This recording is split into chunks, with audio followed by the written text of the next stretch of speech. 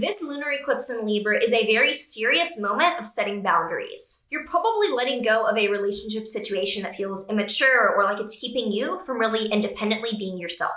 So if you're excited to get into what the astrology says about this lunar eclipse in Libra, make sure that you like, subscribe, and hit the notification bell so that you are always up to date with what the stars have in store for you. Hi, I'm Maren. If you're new here, I do videos on astrology. I also make music, so stream that if you want to. And if you want a private reading from me or any of my daily and weekly horoscopes, you can check those out at the link down below as well. We're firstly going to get into the overall alignment of this eclipse, explain what it means, and then we'll get into how it's showing up for you based on your specific sign. So firstly, to explain eclipses. Eclipses are when the sun and the moon are aligned on the ecliptic or the sun's orbit. So therefore they are energetic extremes because they are literally on the orbit of the sun and they're placed that way when the sun and the moon are together in that border. And I have a full series on eclipses if you do want to watch that with the nodes of the moon and everything explained. But essentially it is a supercharged new or full moon. In the case of a lunar eclipse, it is a supercharged full moon. Full moons are when the sun and the moon are at the opposite ends of the sky. Full light, brightest, highest energy moment. You can often feel that, like literally in hospitals, emergency rooms are more crowded, there's more parties, etc. under full moons. And under a lunar eclipse, which is a full moon on steroids, it is a really, really important ending. Often the domino is falling to set off a chain of endings in a certain area of your life. With this being in Libra, Libra is a cardinal air sign, meaning it is a leader, it is setting the tone in a social way. Air is social, intellectual. So this is letting go. It is an ending, setting the tone in a social way. This does not equate to it being a one-on-one relationship for everyone, or even a group of friends. It could be something along the lines of, your social decisions in a more abstract way or a certain friendship. But for everyone, it will involve a social interaction that you're ready to depart from and let go of, and it will set off a chain of this kind of energy in your life. This is happening on the south node. This south node is currently in Libra. So lunar eclipses, which are full moons, are already about letting go and ending chapters. The south node further confirms that because the south node is a symbol of energetically releasing, departing, and clearing out something. The north node, on the other hand, is about obsessing over accomplishment and forward movement and future movement. The south node is more about the past and releasing and viewing what has come. And I have this image whenever I think of the south node as someone looking out a window, pouring water out. It's just very reminiscent of thinking of looking into the past of what is there and what has come, but releasing, versus the north node is crazy person speeding down the highway, which I have a lot more of in my chart, so I could describe that one a lot better. But the south node, that's kind of what I think of for it. This eclipse actually is not what I would consider bad or challenging. It is making no challenging aspects to the eclipse itself. So the sun is in Aries, the moon is in Libra, and this is making no challenging aspects to other planets because there's nothing else challenging in cardinal signs right now. This is happening on March 25th, 2024 at 12:01 a.m. Pacific time, so 3 a.m. Eastern time. Basically, you're going to feel this most intensely the night of the 24th, but technically it's literally as the clock is turning on the 25th, with the sun at 5 degrees of Aries and the moon at 5 degrees of Libra. So the sun is therefore in the first decan of Aries, and Aries is a Mars-ruled sign. It is aggressive and about the self, which is how we're getting the themes here of stepping into the independence because the north node emphasis is in Aries. The sun being in the first decan of Aries is also a third part further ruled by Mars. Every third has a little bit of another ruler as well. This is double Mars influence, and it's associated with the Two of Wands tarot card. This card is all about conquest, going for something and having that just will to conquer and will to achieve. So this is an extremely self-driven decision that it's about releasing someone else and a social dynamic because we are obsessed with us ourselves going forward for something. The moon is then opposite that at 5 degrees of Libra. So Libra is ruled by Venus, and as we mentioned earlier, it is about social decisions. Venus adds social harmony. So it is trying to make decisions and lead life where the mirror of the other people is showing harmony. This decan is ruled by the moon, and I have the moon here in Libra, not at 5 degrees, but in this first part of Libra. And with Venus and the moon having co-rulership, this is a very peaceful oriented energy. It's I really don't want to have conflict. I really don't want to confront this. This is often a card that comes up, the Two of Swords, when you do not want to address the elephant in the room. It's like, we are not addressing this, we are not bringing this up, we are moving on, and we are not like really getting to the root of the conflict.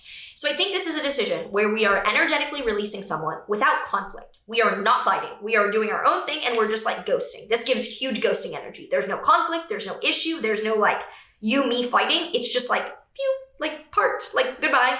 It's really giving that energy. And I don't even see that being a problem with the kind of alignment that's going on with this eclipse and the other things. So it's a decision to phase out of a personal relationship dynamic. And because eclipses are often the first domino falling, it might be your choice to no longer contact or hang out with someone, and it just kind of phases out. But it's very significant because eclipses are 6-month journeys that start and then go into the next eclipse cycle. Mars, Saturn, Venus, and Neptune are all in Pisces. This is crazy. So 4 planets in Pisces, specifically Venus and Saturn being really close, emphasizes the seriousness of the energetic decisions here. Pisces is a mutable water sign. It is the definition of loose, flowing emotional states, abstract, otherworldly, drug-induced, blah, blah, blah, kind of artist energy. Mars and Saturn are the military challenging planets. So when they're in Pisces, it's like spiritual warrior energy of being dedicated and focused for something that's energetic and emotional.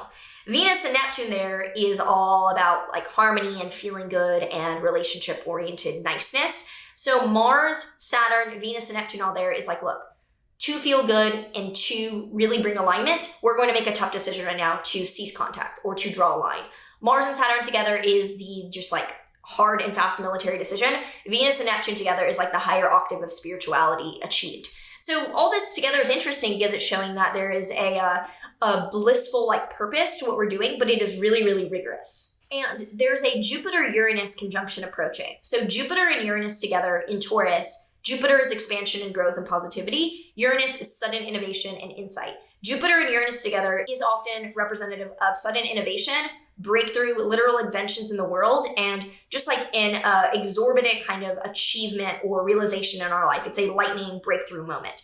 That coming up close is great for this to kind of be around a lot of major insights in our life that spark sudden change. I don't think this is going to have to do with the actual process of what's going on here. I don't think that your decision to phase someone out is immediate and like a lightning decision, but I think that there's a lot of themes around this in the next coming weeks of like, whoa, I just had this insight and this needs to be done. And Chiron and Mercury are still near the North Node in Aries. If you've seen my other videos, I've spoken about how all this spring, Chiron, which is vulnerability, is on the North Node, which is emphasis. Your guts are on display. You are really wearing your heart on your sleeve with this decision, and it is an emotional one.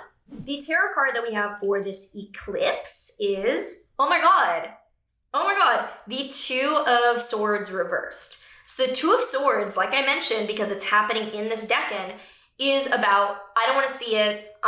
That's my moon is in this place. It's like, I don't want to have the conflict. Just don't even tell me. Just get it over. Just do the thing. Hate me. Leave. I don't want to discuss it. I've openly never fought with anyone in my entire life. Literally, if there's a disagreement, I just dip. I just cry and I dip. I don't ever speak again unless you really, really, really come back and like sweeten things up. I'm out. I am out. I've never had a toxic relationship because I'm out. I'm out. And the second I get the ick, I'm out. That could explain some things. Anyway, this reverse is like actually it's going to bubble up, which is interesting because it doesn't show that this is actually challenging in and of itself. I think this is going to show that it is a decision that is more painful than you think, and even if you don't confront it head on, it's going to be like emotionally painful. I think this is what it's showing because the alignment itself is not challenging. So I'm guessing that this is showing that there's, an emotional kind of, there's emotional conflict. So if you have any thoughts around this and how this is showing up, do let me know in the comments down below. I'm interested to hear. And now let's get into the horoscopes. So this is based on your rising sign. If you need an explanation why that is, I have a video that I will link down below on why you need to read horoscopes based on your rising sign if they're from like a serious kind of predictive astrology standpoint. So if you're an Aries rising, this is in your 7th house of committed relationships. More than any other sign, this shows a serious committed relationship, maybe romantic, maybe a best friend, maybe legal, that you're like, yeah, I'm ready to let go of that. I'm gonna step away. If you're a Taurus rising, this is in your 6th house of physical health or coworkers. Likely you are either letting go of something that you're doing for a treatment or physical workout, health-related plan, and you're ready to phase out, or you are letting go of people that work for you in like a layoff situation. If you are a Gemini rising, this is in your 5th house of creativity and romance. Either you are releasing and putting out something creative that you've worked on now, or you are letting go of someone that is a romantic fling and not all that serious. If you are a Cancer rising, this is in your 4th house of home and family. You are probably letting go of or removing yourself from living in a family situation or house. If you're a Leo rising, this is in your 3rd house of productivity and content, or like creating things mentally. So you're probably letting go of something that encompassed a lot of your time and was a routine or a task that you had to do, and you're now phasing out that workload. If you are a Virgo rising, this is in your 2nd house of income and spending. You're probably letting go of something financial that is a direct way that you were making or spending money, and you're letting go of either a way of making money or a way of spending money very simply in your life. This isn't an investment. If you're a Libra rising, spotlight is on you. It is all about you shedding your skin and stepping into a more open, raw version of yourself. And you may be letting go of attachments to certain identities or labels. If you are a Scorpio rising, this is in your 12th house of mental health and isolation or addictions. You are probably letting go of either an addiction or a practice that is not good for your mental health, and you are letting go of that. If you are a Sagittarius rising, this is in your 11th house of networking and friends. So for you, it's probably a social group of friends or a community that you're a part of, that you're letting go of. If you're a Capricorn rising, this is in our 10th house of career, so we are probably departing from something in our career or professional life. If you're an Aquarius rising, this is in your 9th house of foreign travel or higher education. You're probably either ending studying something, or you are letting go of a travel situation that has been really important for you. And if you're a Pisces rising, this is in your 8th house of investments or witchcraft and the occult. So you're probably either letting go of an investment, an asset related thing that you're selling, or you are releasing something energetically big time in terms of your witchcraft or magical practice. So if you enjoyed this, please do give me a like and make sure that you subscribe. I see about half of you are subscribed and the other half aren't, so it'd be cool if we got that a little higher. Anyway, do let me know down below any thoughts that you have about this eclipse season, and I will see you in the next one. Take care. Oh, but there is one thing you're all